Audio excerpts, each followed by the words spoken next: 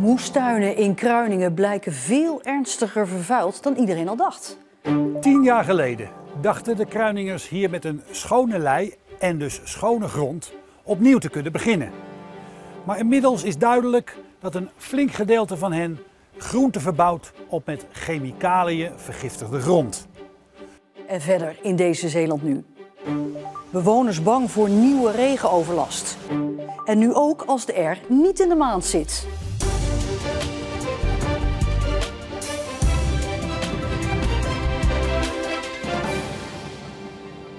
Goedenavond.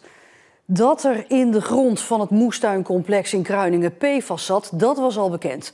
Maar tot hoe ver de vervuiling zich had verspreid, dat was nog niet duidelijk. Uit onderzoek blijkt nu dat een flink gedeelte van het terrein ernstig verontreinigde grond bevat. En terwijl de tuinders actie willen, roept de wethouder op tot kalmte. Op het eerste gezicht lijkt het business as usual op het moestuincomplex in Kruiningen.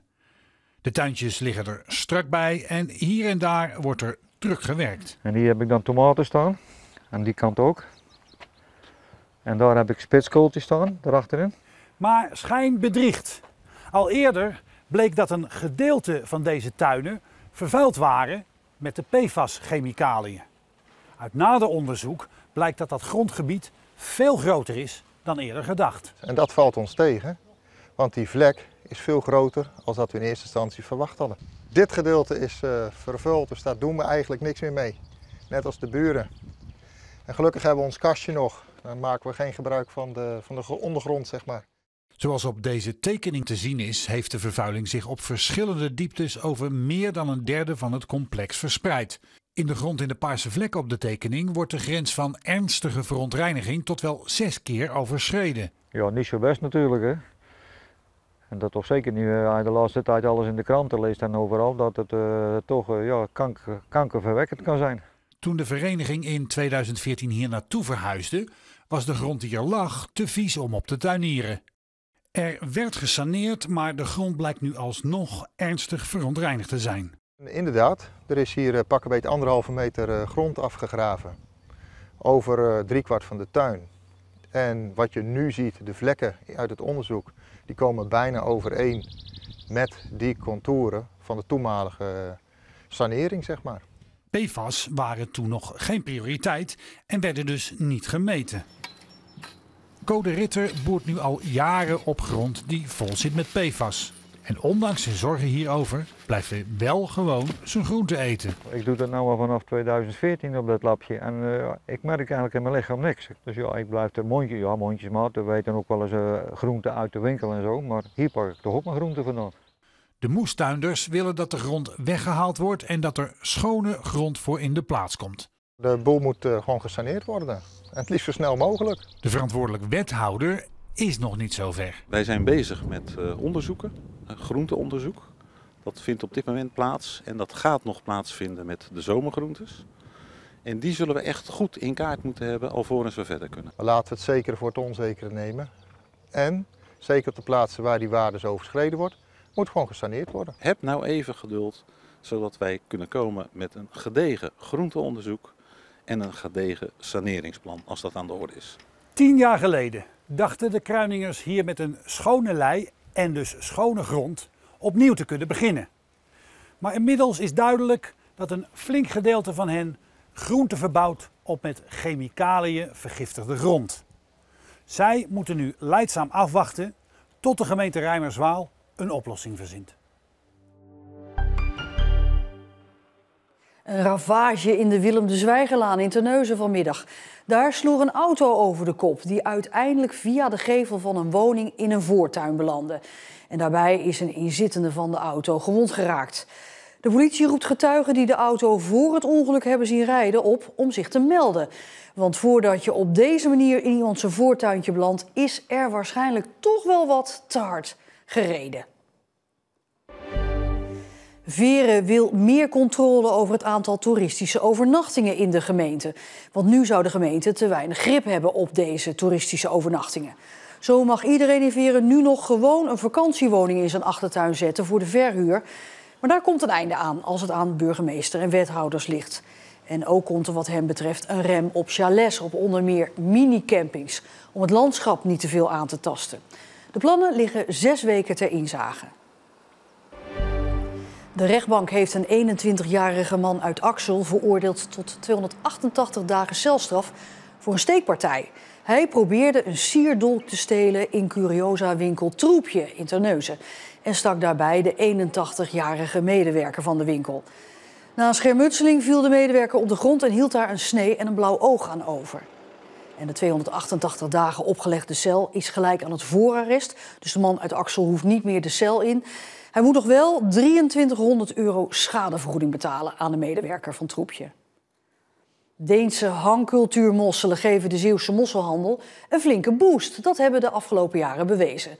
De Deense importmosselen zorgen ervoor dat mensen in de normaal gesproken mosselloze maanden toch het Zeeuwse goud kunnen eten. Het paasweekend, hemelvaart, pinksterweekend, dat zijn eigenlijk de weekenden waar de horeca het van moet hebben. Ja, en als je dan geen mosselen kan serveren is dat natuurlijk heel vervelend. En door de hangcultuurmosselen, eerst uit Denemarken, daarna uit Zeeland, kun je dat gat heel goed opvullen. Vroeger werd altijd gezegd dat mosselen eet je alleen in de maanden met een R erin. Nou, dat is inmiddels al jaren achterhaald. Er kwamen Zeeuwse hangcultuurmosselen, maar ondanks die bleef er een gat van ongeveer 2 maanden per jaar bestaan. En dat gat is opgevuld met deze, de Deense hangcultuurmosselen. Ja, eigenlijk is het geen mooi weetje om te zeggen dat er maar 5% van de mosselproductie uit Ierske in Nederland wordt geconsumeerd. Dus daar moeten we als sector, maar ook als ons als bedrijf echt meer mee doen. Dus het is gewoon goed dat het hele jaar door het product beschikbaar is, vinden wij. Het verschil tussen Deense en Zeeuwse mosselen, dat gaan enkel de kenners merken.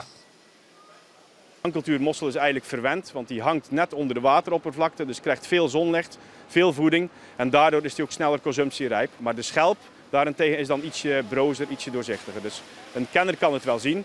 Qua smaak zul je het verschil niet echt zien. Het seizoen van de Zeeuwse hangcultuurmosselen begint officieel op 29 mei. Een 40-jarige vrouw krijgt een half jaar voorwaardelijke cel en 240 uur dienstverlening voor een dodelijk ongeval op de sluizen in Terneuzen. De vrouw uit Hoek kreeg een epileptische aanval toen ze een busje bestuurde. Ze reed op de sluizen door de slagboom en kwam op een binnenvaartschip terecht. En daarbij kwam een 25-jarige passagier om het leven. De rechtbank neemt het de vrouw kwalijk dat ze ondanks medische problemen toch met het busje bleef rijden. Ze mag van de rechtbank nu ook 5 jaar lang geen auto rijden. Ze houden hun hart vast bij iedere hevige regenbui die er valt. Inwoners van de Noordpolder in Terneuzen kampen telkens met wateroverlast zodra er veel regen naar beneden komt. 2 jaar geleden zag het er bijvoorbeeld zo uit. Het water liep toen tot aan hun enkels, goudvissen zwommen in de brandgang en laminaatvloeren lagen aan diggelen. En dat hopen ze nooit meer mee te maken. Het is echt heel heftig geweest voor de hele buurt. Want er zijn echt mensen die hebben gezegd van nou als het weer een keer gebeurt dan ga ik verhuizen. Wil ik hier niet meer blijven wonen.